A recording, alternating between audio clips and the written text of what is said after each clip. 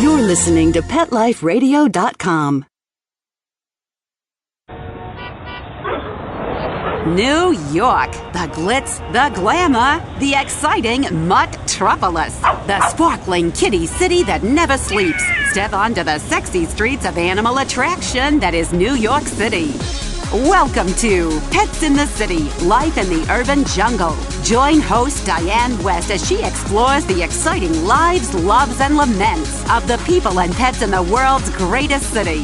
Pets in the City, like the city itself, has something for everyone. Celebrity pet sightings, hot events, and news and reviews with the hottest movers, shakers, and tail waggers in New York. So get ready to get dressed to the canines and take a bite out of the Big Apple with your Pets in the City host, Diane West. Hello, cyber cats, kittens, creatures, and canines under all creation. This is Diane West from Pets in the City on the magnificent Pet Life Radio Network. How are you? I have an unusual show today. We are going to be looking at two sides of the spectrum in terms of what's going on in the economy, in terms of how it affects the pets that still need homes, and actually those that still have homes. But I will explain to you more right after these words from our magnificent sponsors. This is a Helen Bay Parkbound, 6 local trains. All right, this is my stop, Commercial Boulevard. Yeah, that's funny. Pets in the City will be back in a New York minute. Don't go anywhere. Stand clear of the closing doors, please.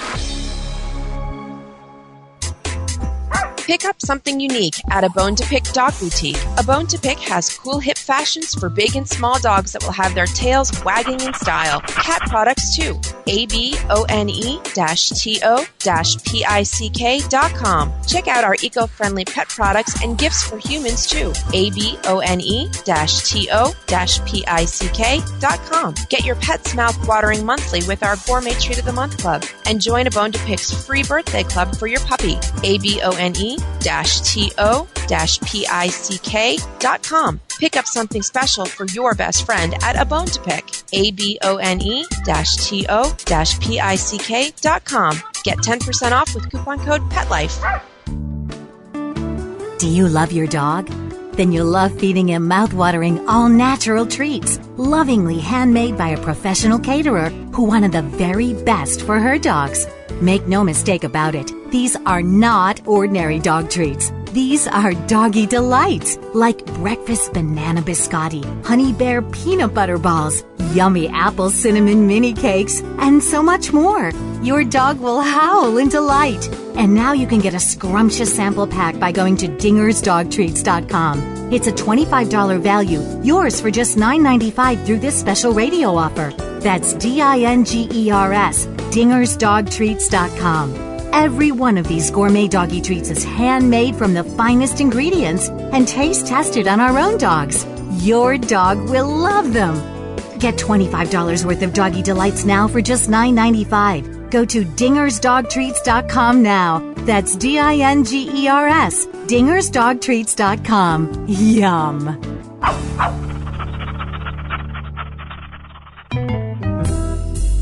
Want to know what cats like to eat for breakfast? Mice Krispies, of course. Learn everything there is to know about cats on Catitude with your host, Tom Dock. Each week, we'll spotlight a cool cat breed, give up-to-date advice on cat health, and check out spiffy new cat products. So curl up on the couch every week for a perfectly enjoyable time on Catitude. Every week on demand, only on PetLifeRadio.com.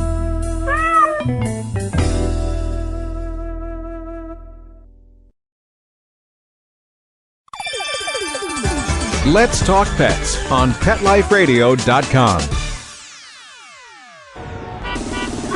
Okay, all you yuppie puppies and city kitties, Pets in the City is back with more urban animals and cool cosmopolitan critters. Try saying that 3 times fast. Right, Diane?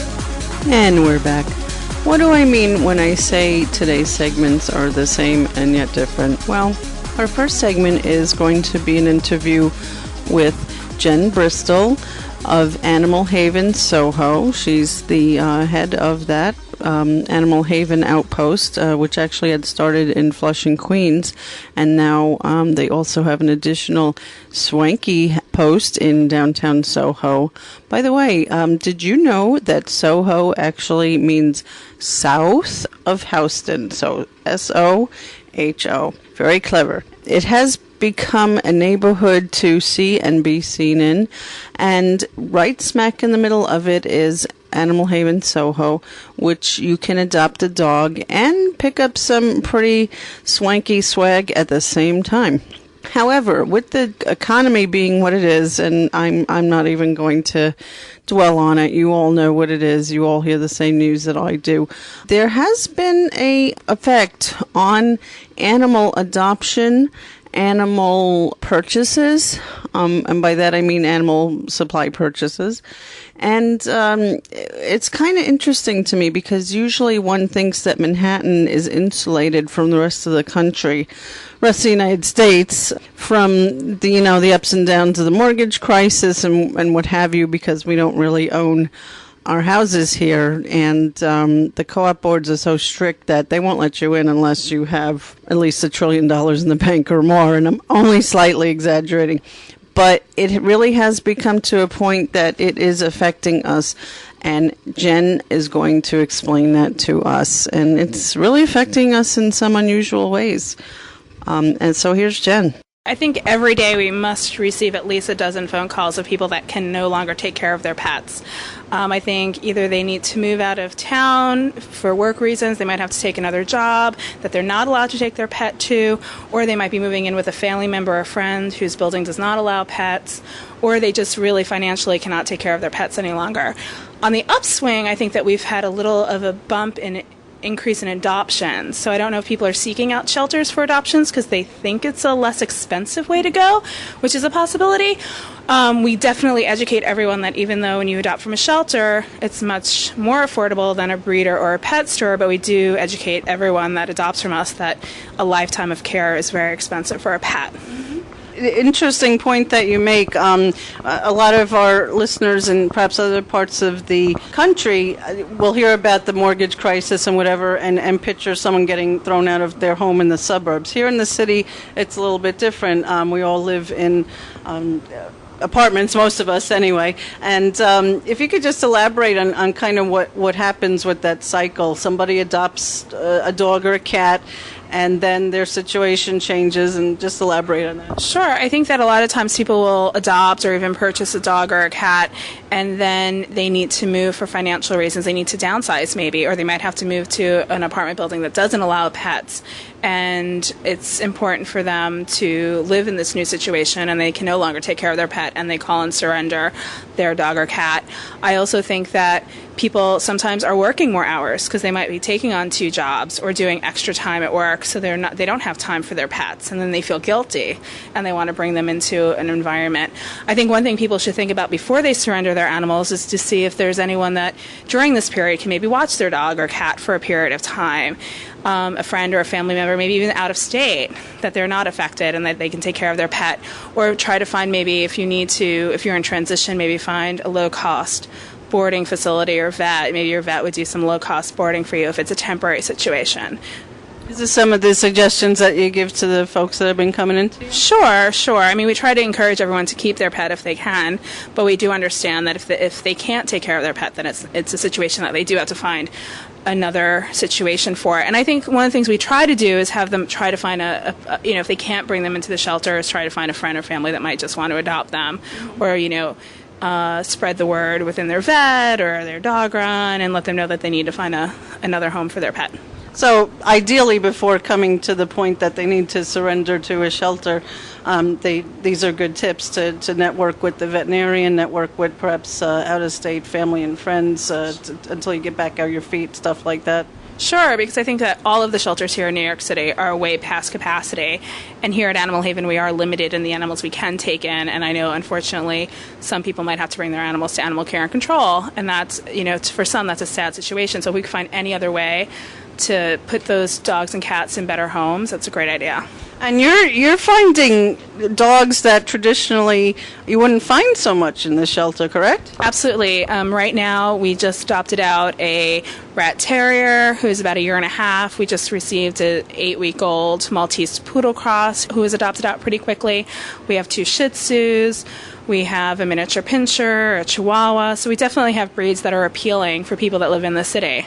So, I mean, it's just it's almost kind of indicative of what's going on because, I mean, not to generalize, but especially here in Soho, you see a lot of young couples in small apartments, and they tend to have small, designer dogs, shall we say, or at least purebred dogs, and you're seeing these come into the shelters. Absolutely, yeah, and I think that I think slowly but surely, people are really becoming more educated and seeking out dogs for adoption that can be a certain breed or a hybrid that's desirable to them, and like going on Pet Finder or stopping in our Soho location and seeing what we have.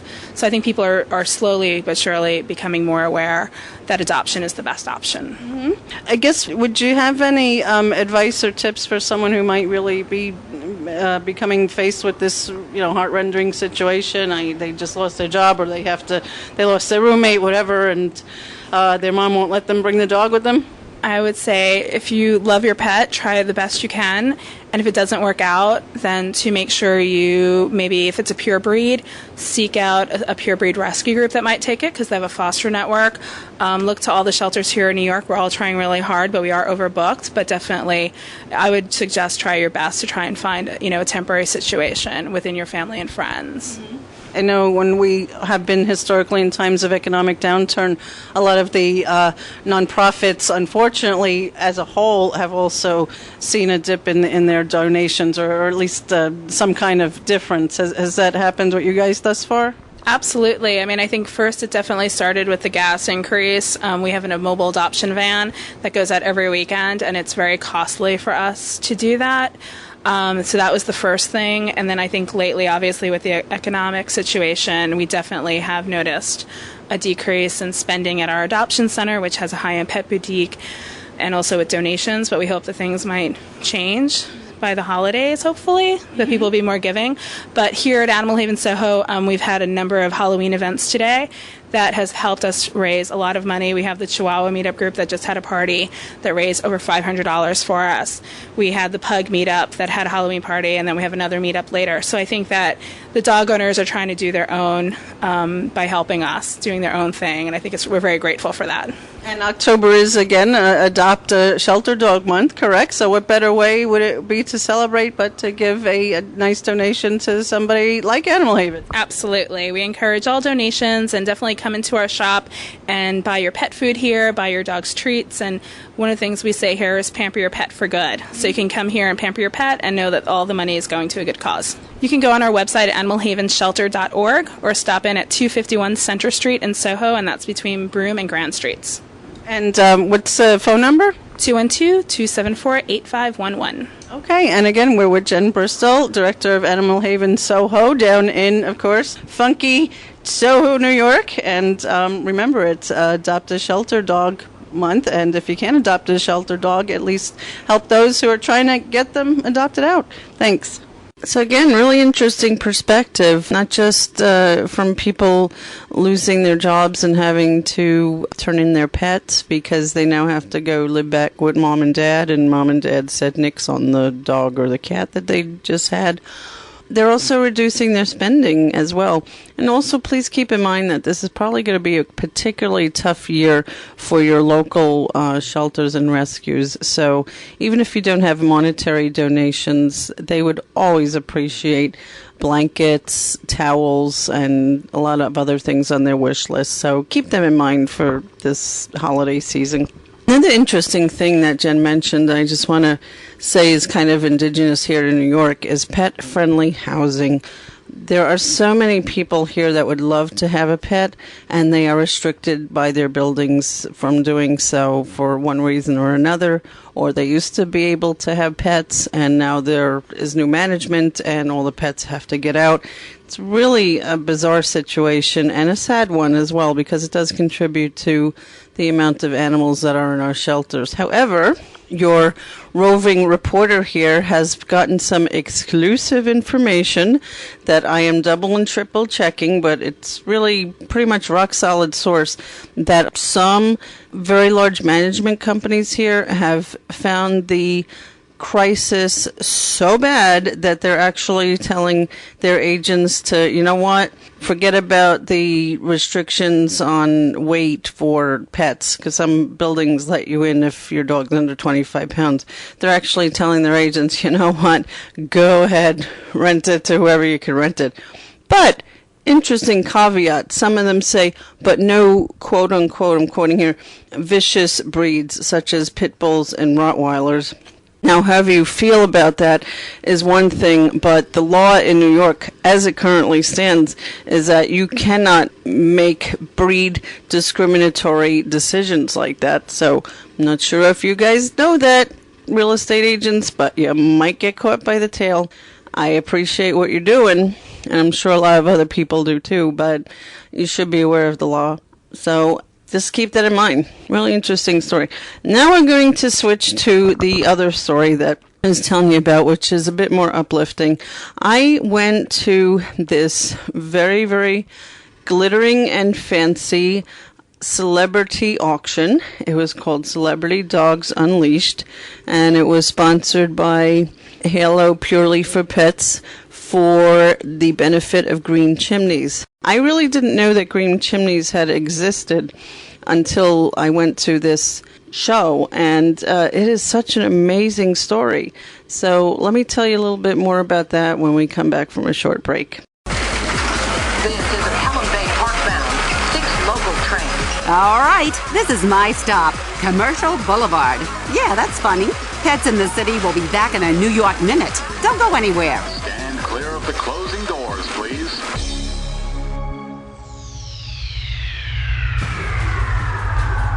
Greetings, human. What planet am I on? Welcome to Pet Planet. Here's a copy of Pet Planet magazine, Florida's most informative and fun pet resource magazine. It features heartwarming stories and informative articles from local and national pet experts. Excellent. Pet Planet magazine offers Operation Planet Rescue, helping rescued pets find new homes. And it's available at 500 locations in South and Central Florida and 24/7 on the internet at petplanetmagazine.com. If you're out and about with your pet, you may be featured in paparazzi, candid pictures of you and your pet. For up-to-date pet-friendly events, activities, and pet-related services and products, Pet Planet Magazine is your final destination. I shall take this magazine home with me. Back to your home planet? No, to my condo in Boca. Pet Planet Magazine. Check them out at www.petplanetmagazine.com or 352-394-8578. It's out of this world. Do you love your dog? Then you'll love feeding him mouth-watering, all-natural treats, lovingly handmade by a professional caterer who wanted the very best for her dogs. Make no mistake about it, these are not ordinary dog treats. These are doggy delights, like breakfast banana biscotti, honey bear peanut butter balls, yummy apple cinnamon mini cakes, and so much more. Your dog will howl in delight. And now you can get a scrumptious sample pack by going to dingersdogtreats.com. It's a $25 value, yours for just $9.95 through this special radio offer. That's DINGERS, dingersdogtreats.com. Every one of these gourmet doggy treats is handmade from the finest ingredients and taste tested on our own dogs. Your dog will love them. Get $25 worth of doggy delights now for just $9.95. Go to dingersdogtreats.com now. That's DINGERS, dingersdogtreats.com. Yum.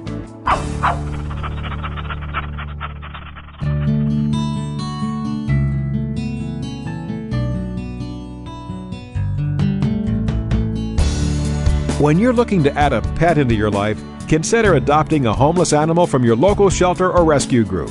Whether you want a kitten, puppy, or a more mature pet, a purebred or a one-of-a-kind mixed breed, even a rabbit or hamster, your shelter has the best selection of animals anywhere, all screened for good health and behavior. PetLifeRadio.com presents Take Me Home with your host, Susan Daffron. Join us each week as we showcase wonderful pets, tell stories, and even throw some pet education into the mix. So get ready to find out why the pet adoption option can be a great way to add a furry companion into your life. Take Me Home every week on demand, only on PetLifeRadio.com.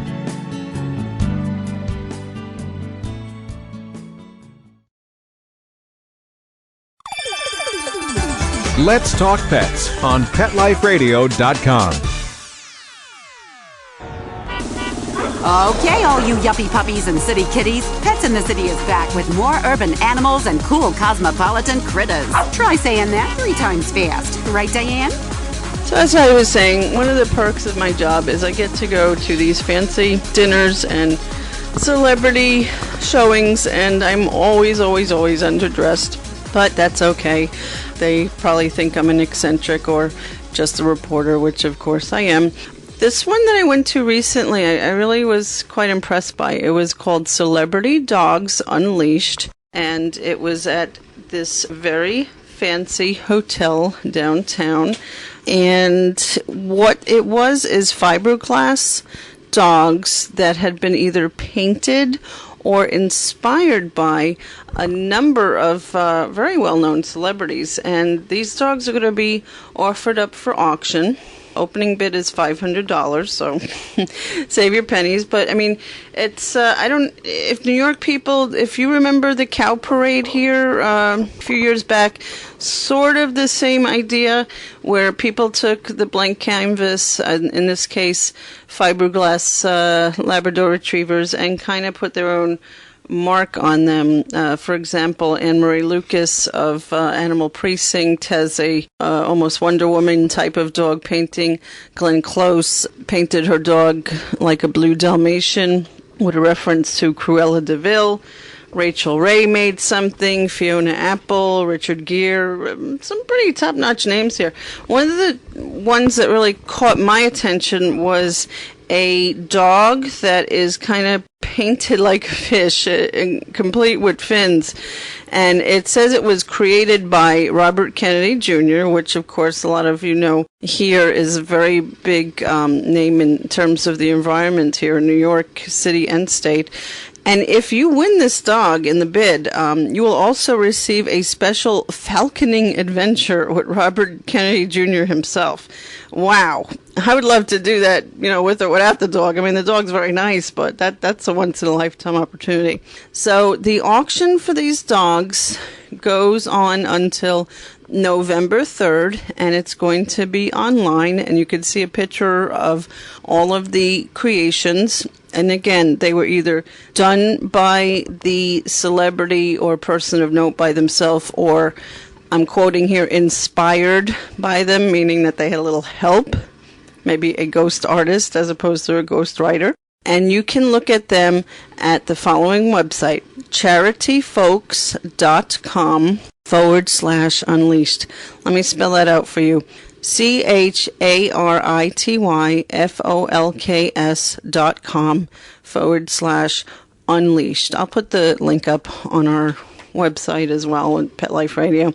And then I spoke to the reason for this. I spoke to a representative of Green Chimneys, which is a very interesting and innovative farm which seeks to put both animals and children in need of help and rehabilitation together in a very bucolic and nurturing situation with each other. It was started in 1947 by this extremely forward-looking Dr. Ross, who was very charming and certainly charmed me. His name's Dr. Sam Ross and his wife Myra Ross. And we'll hear how he started it in 1947 and what his dad first thought about his crazy idea. Really great interview. I was very glad to have gotten it. Anyway, let me shut up and let's go to the celebrity dog auction and look at some of the dogs.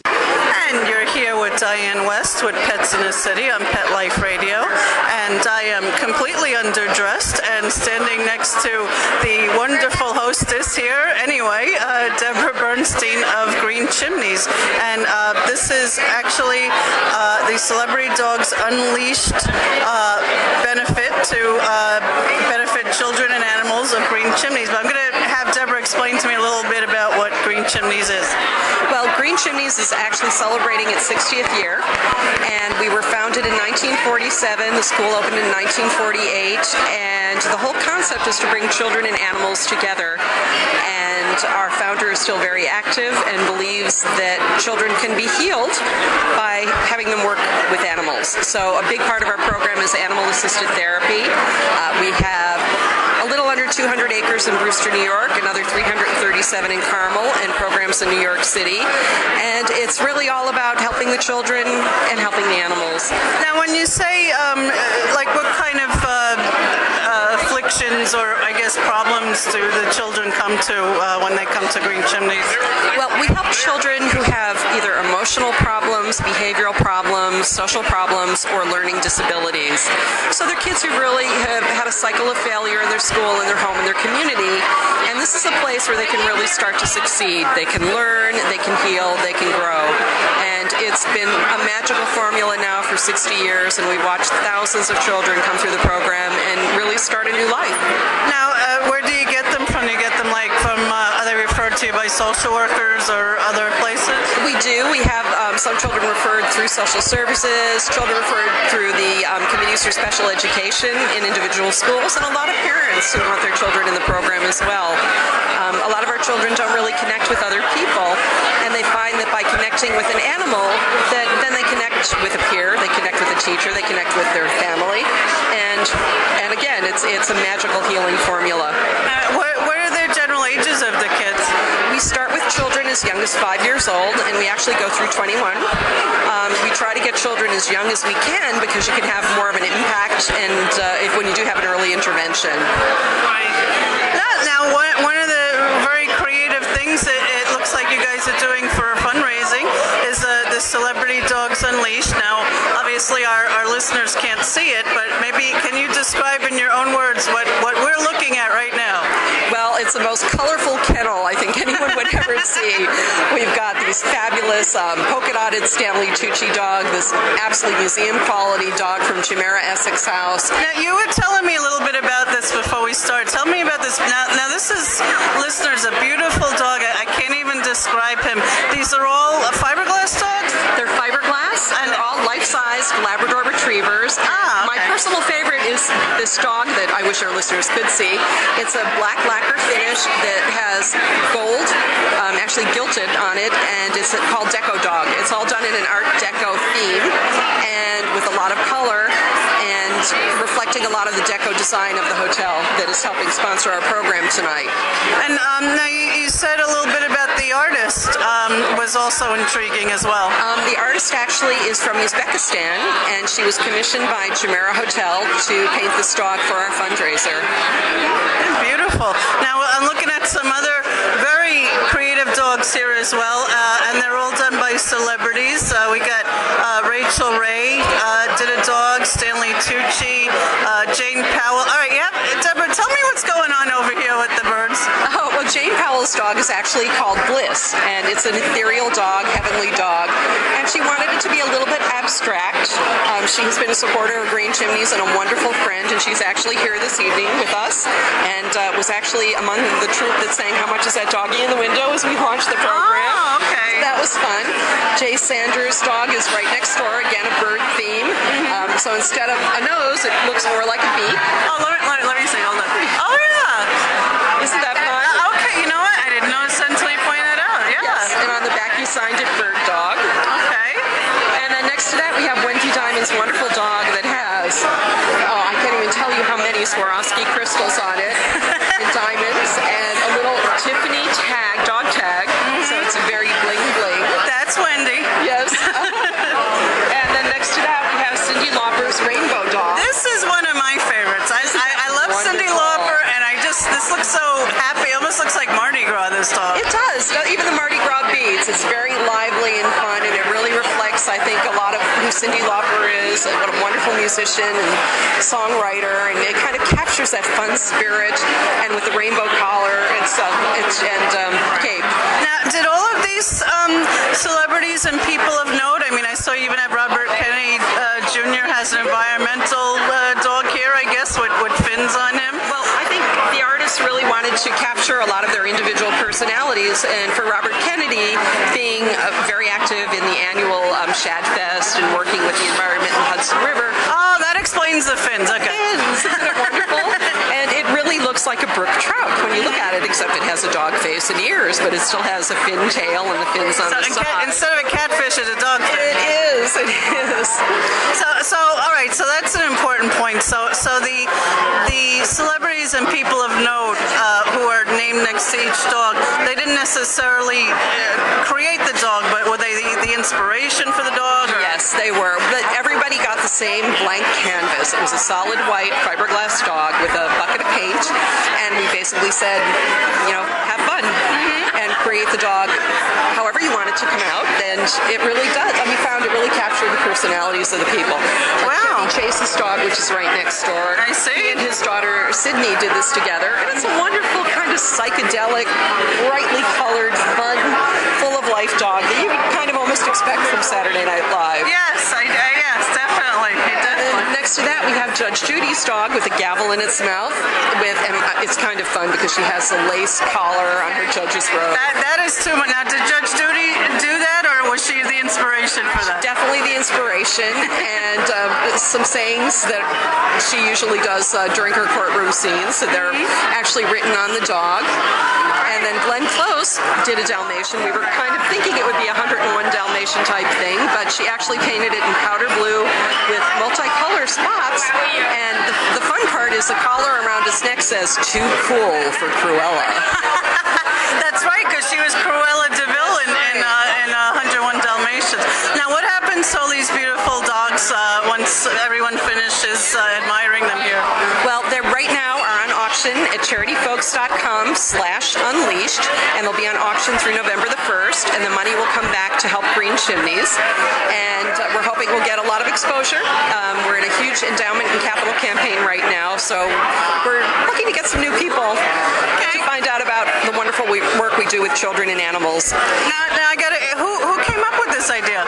It was actually one of our board members, Carol Bagan, and Halo, Purely for Pets, was our sponsor and put this all together. And it's been this incredible initiative with so many people working together, a real team project. And we feel really good about it because if you come onto our campus, our children train service dogs. Our children will have a dog in the learning center, so if they're afraid to read to a peer, they'll read to a dog, and they're more comfortable. Our founder actually brings his dog, Spike, a little Pomeranian, to the office every day with him. And dogs are really part of the therapeutic milieu on campus. We have farm animals as well, but we also have dogs. And Carol herself, the board member who started this, has 2 Labrador Retrievers, and they were the inspiration, Molly and Murphy. Just real quick, because I know you got a party and guests here, but what do you think it is that helps children especially? I know there's a lot of reading for dogs programs popping up. I know Bideaway does them, you guys do. What is it about dogs that I guess makes children and people in general feel more comfortable? Well, a dog doesn't judge a child by what they're wearing, what their skin color is, how high their IQ is. A dog is, I won't say it doesn't give unconditional love because a dog expects the respect from the child, but the dog really connects with the child. And we found, again, as I mentioned, it's an amazing formula where children connect with these animals, they learn about loving and caring and nurturing, and then they take it back into their classroom, into their dorm room, into their home.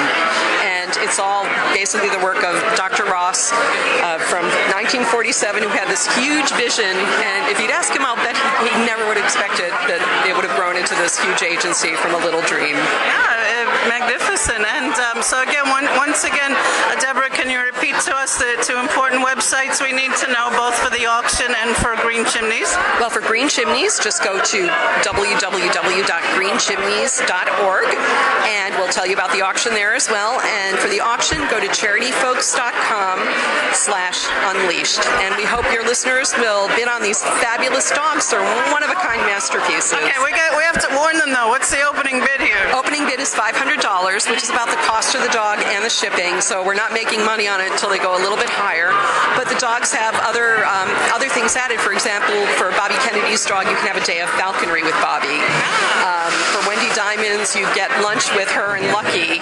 So they're kind of fun packages that make it more than just a wonderful piece of art. It's a celebrity experience. Okay, well, I'm going to be looking at them online, and thanks for taking the time to speak with us. And thank you. Take her aside, the Ladies' Home Journal. Ask your question. What do you want? Okay, well, first introduce yourself. Well, I was 19 and a half when I got the idea. I was really younger. I was still in my junior year of college, that I thought it would be wonderful if we could raise children and animals together. Started with 11 children that first summer, and it's grown today where we have programs in New York City, in Westchester County, in Putnam County, and in nearby Fairfield, Connecticut. I bet we touch the lives of about 35,000 to 40,000 adults and children over the course of the year through various programs. And it's an amazing thing, because when we originally started, my idea was that we'd raise the chickens, we'd raise this, we'd raise that.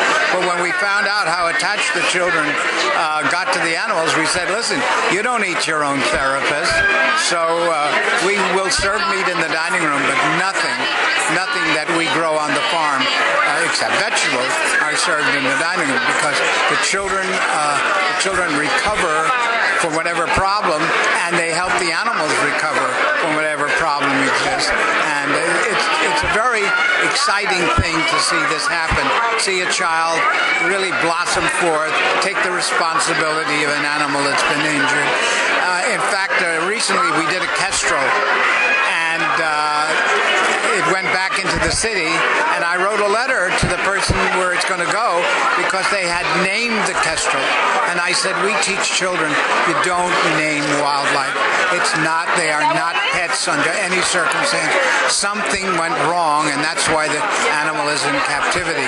And we want the children to grow up to be stewards of the earth, to take care of animals, and to love and take the responsibility, because the animals will provide love and responsibility if they get the unconditional love of the children. Now, Dr. Ross, you have to give us a little bit of background about yourself. Did you yourself grow up on a farm? No, Tell us about your practice. I grew up at 45th Street and Madison Avenue. How'd you end up on a farm in Brewster? And at the Hotel Roosevelt, where my father was the house physician.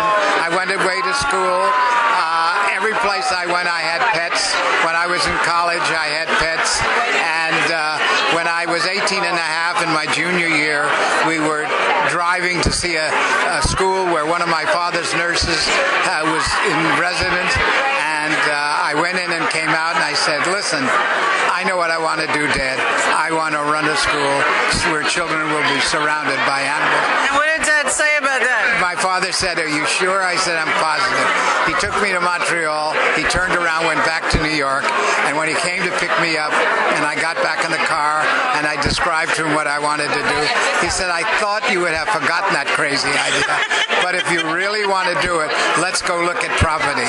So on October the 27th, 1947, we bought a piece of property in the town of Patterson, which we thought was Brewster.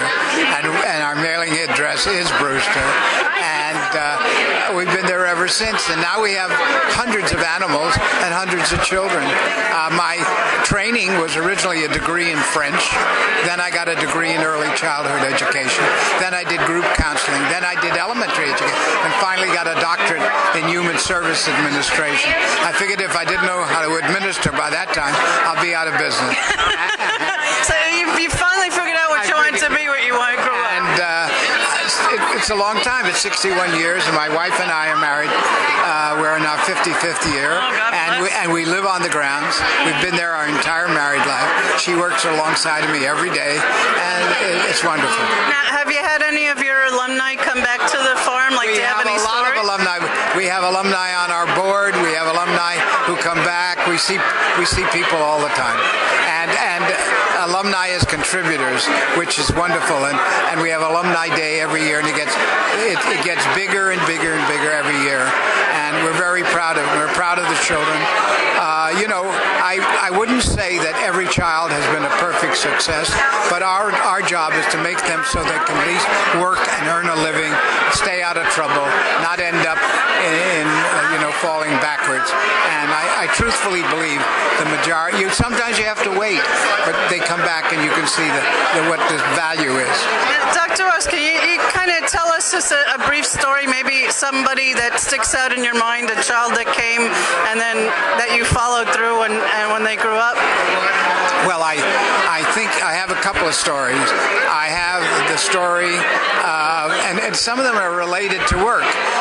One little boy loved the farm. He worked with the animals. He went out on our farm on the move, which is our mobile with the animals, and he was always doing work.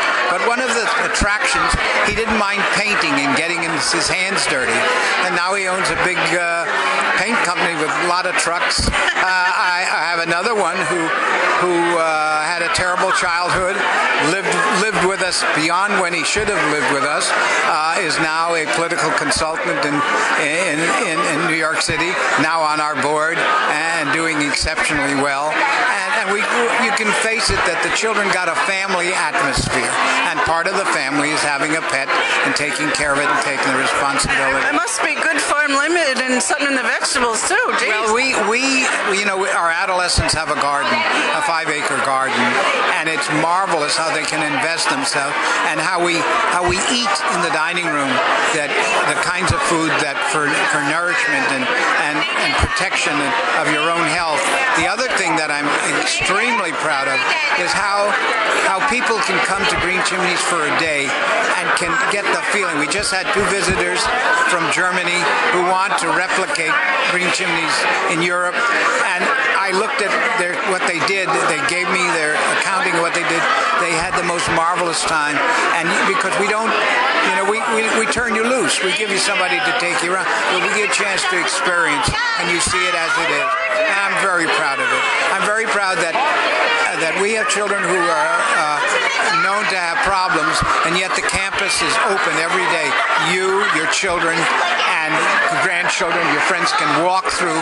There's no charge. You can visit the farm, and we don't have to be worried about what might happen to you because of the behavior of our children. Well, again, we're with Dr. Ross from Green Chimneys, a dream that started, you knew the exact date, October, 27th, 1947. So almost exactly, my goodness, my math is bad. So it's 2008 in October, so how many years is that, 50? Me? No, the 1947 until now is 61 years. Wow, so 61 years of success on the farm. Thank you, Dr. Ross. It's my pleasure. Thank you very much. It's people like Dr. Ross and his wife Myra that I really think are going to be the testament to humanity. That's honestly what I feel. That's the best of the best that you can get, helping both animals and children that are in need. Some of whom have actually gone on, as he referenced, to some very good careers. So it's really when they say children are an investment in your future, they truly are. Anyway, talking about investments, I hope you're going to invest some of your time this weekend getting out and getting about. Like I said in our last show, this is Halloween season. Last weekend, I spent pretty much the whole day back-to-back judging Chihuahua contest and a pug contest with, for the best costumes and stuff. And I have to tell you, I was absolutely rolling on the floor laughing. It was so funny and so cute. It was really great. And I wanted to thank Ada Nieves and Lynn Randolph for giving me that opportunity. It was a lot of fun. I'll put up some pictures if I can. But this weekend, we also have some more fun things going on. There are some Halloween things. Look at NewYorkTales.com for our schedule on that. And you will see me actually at Central Park at My Dog Love Central Park Day this Saturday, October 18th. New York Tales will have its own table and come out and say hello to us. I'm going to be taking pictures. I'm going to be talking. Maybe we'll get you on the radio. Who knows? But come see us. I'd love to meet you. And then on Sunday, October 19th, of course, guess what? There's going to be the Iams Cat Fanciers annual cat show at Madison Square Garden. I'm really looking forward to the cat show. I love the cat show. Mostly for some reasons, I love the dog show.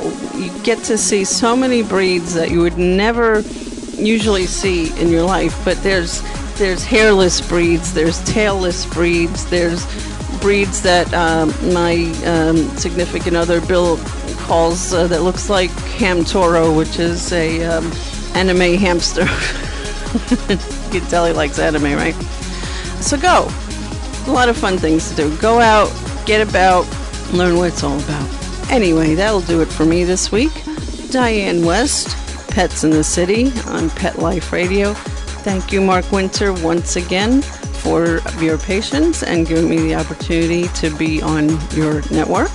I really do appreciate it. And I see you have your own record out there, I think. Another out for my friends. So if you go to the PetLifeRadio.com site, check Mark out. And speaking of going out, I'm going out. This is Diane West, Pet Life Radio, Pets in the City, signing off until next time. New York, the glitz, the glamour, the exciting Mutt-tropolis, the sparkling kitty city that never sleeps. Join us each week for Pets in the City with your host, Diane West. Celebrity pet sightings, hot events, and news and reviews with the hottest movers, shakers, and tail waggers in New York. So take a bite out of the Big Apple with Pets in the City every week on demand, only on PetLifeRadio.com.